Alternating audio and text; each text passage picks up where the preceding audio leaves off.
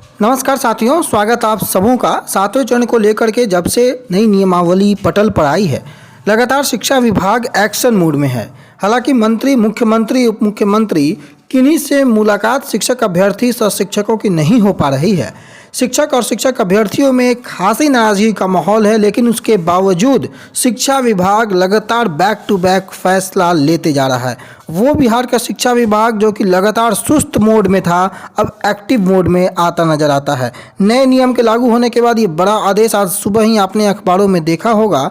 जिस प्रकार के जो अध्यापकों के लिए जो रिक्त पद हैं, उन पदों की गणना और उन पदों की गणना के बाद जो रिक्तियां मांगी गई थी, शिक्षा विभाग ने सभी जिलों से मांगी थी। प्रदेश में 9,000 नियोजन इकाइयों की जो रिक्तियां हैं, उसको वापस ले जाने के काम किया जा रहा है और मार्च 2023 तक के आधार पर ये रिक्तियां ली जाएंगी और कुल रिक्तियों के संख्या के आधार पर जो परीक्षा की बातें हैं वो आगे करवाई जाएंगी, बीपीएससी को रिक्तियां भेजी जाएंगी।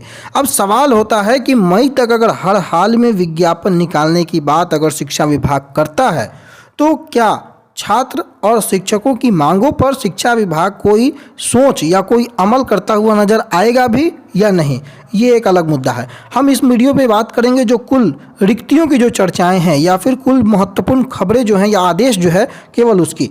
+2 स्कूल में जो सृजित पद है वो 1.78 लाख पढ़ा रहे हैं, मात्र 44,000। इस पर भी हम आएंगे। सबसे पहले आप वो आदेश देख लीजिए।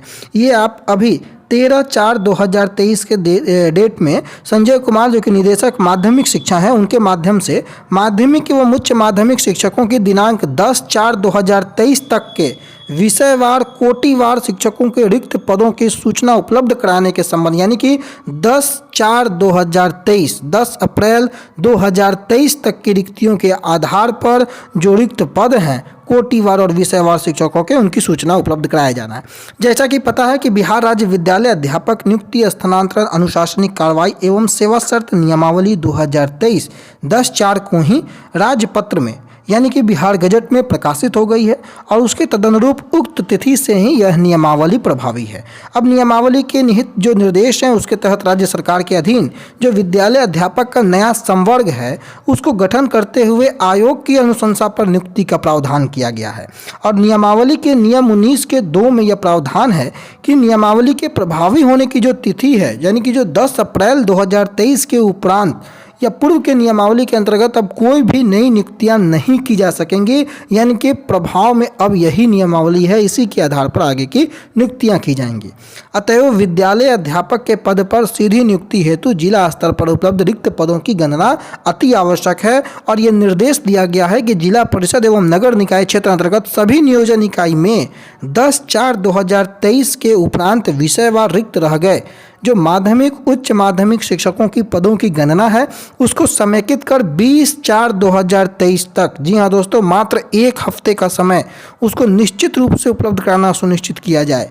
जिलावार नियोजन इकाई में जो आवंटित पद हैं, उसके अतिरिक्त जिला में जो उपलब्ध माध्यमिक, उच्च माध्यमिक शिक्षकों के जो पद हैं, जो जिला स्तर के नियोजन इकाई को आवंटित नहीं की गई है, उसकी भी गणना इसमें सम्मिलित किया जाए और साथ ही साथ वैसे पदों को भी जिनके संदर्भ में माननीय न्यायालय अथवा जो राज्य अपीलीय प्राधिकार अथवा जिला अपीलीय प्राधिकार के समक्ष कोई वाद या शिकायत लंबित है, उसकी भी सूचना अवश्य उपलब्ध कराया जाए।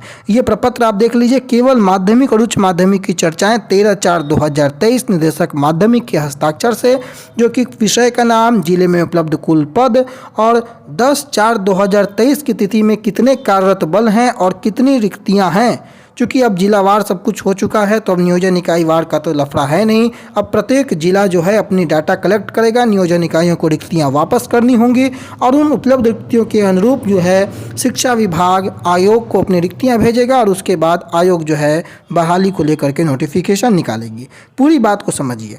वेतनमान तय करने के लिए और वित्त आयोग को जो पत्र लिखा गया है ऑलरेडी, और वित्त आयोग को शिक्षा विभाग की तरफ से अब तक नए पुराने सभी वेतनमान के जो संदर्भ हैं वे भेजे गए हैं, क्योंकि आपको मैंने सुबह ही बताया था कि 3 तरीके के शिक्षक जो हैं अब हो जाएंगे।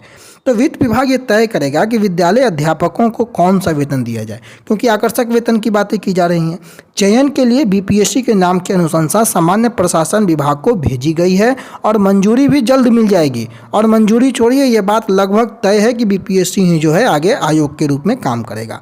जो दीपक कुमार सिंह है, शिक्षा विभाग के अपर मुख्य सचिव, उनका ये कहना है कि जिलों से प्राथमिक से लेकर +2 तक की रिक्तियों की संख्या मांगी गई है, जो कि बड़ा पत्र आपको देखने को मिला होगा। माध्यमिक उच्च माध्यमिक का रिक्तियों की संख्या मिल जाने के बाद, जो कि 20 तारीख तिथि है, उसके बाद आगे की प्रक्रिया शुरू कर दी जाएगी। विभाग इस दिशा में पूरी गंभीरता से काम कर रहा है। नियोजन इकाइयों से सरेंडर पदों को नए संवर्ग में बदल दिया जाएगा और इसके बाद पंचायत और नगरीय निकायों के पास कोई पद नहीं रह जाएंगे, ऐसा अपर मुख्य सचिव का कहना है।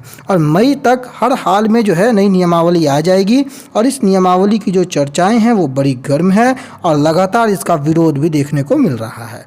अध्यापकों की नियुक्ति के लिए जो नियमावली बनी है, शिक्षा विभाग अब एक्शन में है। जो बड़ा पत्र है वो मैंने आपको दिखा दिया। रही बात रिक्तियों को लेकर के, जो सृजित 1.78 लाख पद हैं और फिलहाल प्राथमिक से लेकर +2 विद्यालयों की रिक्तियों की अगर अनुमानित संख्या दी जाए तो लगभग 2.25 लाख से अधिक है। प्राथमिक में सृजित पदों की संख्या +2 स्कूलों से अधिक है।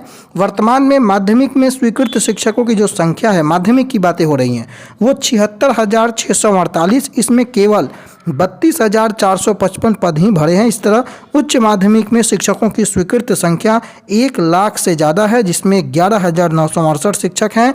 और इसी तरीके से अकेले अगर माध्यमिक उच्च माध्यमिक की चर्चा कर लें तो 1,78,350 सृजित पद है, जिसमें कुल +2 स्कूलों में कुल 44,423 शिक्षक के पढ़ा रहे हैं। तो ये आंकड़ा जो है अखबारों ने भी प्रकाशित किया है, शिक्षा विभाग ने भी लगातार इन आंकड़ों पर जोर दिया है। अब देखना होगा कि रिक्तियों की जानकारी मिलते ही जो है रोस्टर क्लियरेंस का काम होगा और रोस्टर क्लियरेंस करके आयोग को जो है अधिसूचना भेज दी जाएगी। उसके बाद आयोग इस पर कार्य करेगा और आगे जो है आपकी जो नियमावली के तहत प्रक्रियाएं हैं उन प्रक्रियाओं से आपको गुजरना पड़ेगा। तो कुल मिलाकर जो बड़ी बात, जो इस वक्त की ब्रेकिंग न्यूज़ है कि शिक्षा विभाग ने पहल करनी शुरू कर दी है नई नियमावली के कारण।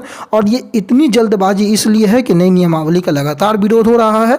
कहीं नियमावली में कोई पेंच ना फंसे, कहीं कोई पटना हाई कोर्ट में जाकर के कोई अपील दायर हो जाए, इस डर से शिक्षा विभाग चाहता है कि जल्द से जल्द कोई जो बड़ी जो प्रक्रिया है नियुक्ति की उसको अंजाम दे दी जाए, ताकि शिक्षा विभाग पर कोई उंगली ना उठे। परंतु नियमावली से कई लोग सहमत हैं, कई लोग असहमत हैं। असहमति नियोजित शिक्षकों में भी है, असहमति शिक्षक अभ्यर्थियों में भी है और उन असहमतियों को लेकर के आंदोलन की भी घोषणा हो गई है। राजापात बैठक शिक्षक संघों की 28 शिक्षक संघों की बुलाई गई थी। उस बैठक में भी बड़े निर्णय लिए गए हैं। आंदोलन की लगातार चेतावनियाँ दी जा रही है। नियमावली की लगातार प्रतियाँ जलाकर ब्लैक डे मनाकर विरोध दर्शाया जा रहा है, लेकिन शिक्षा विभाग अपने कानों में तेल डालकर आगे नियमावली को सही साबित करने के लिए आयोग की अनुशंसा या फिर अधिसूचना, रोस्टर क्लियरेंस या फिर रिक्तियों की गणना इत्यादि कामों को कर रहा है। पिछले 4 सालों से यही रिक्ति की गणना, यही रोस्टर क्लियरेंस नहीं करके अब कहीं ना कहीं बहाली को जहां शेड्यूल देने की बारी थी, अब एडमिट कार्ड शिक्षा विभाग पकड़ा रहा है। देखते हैं आगे क्या होता है। फिलहाल के लिए इतना ही। धन्यवाद।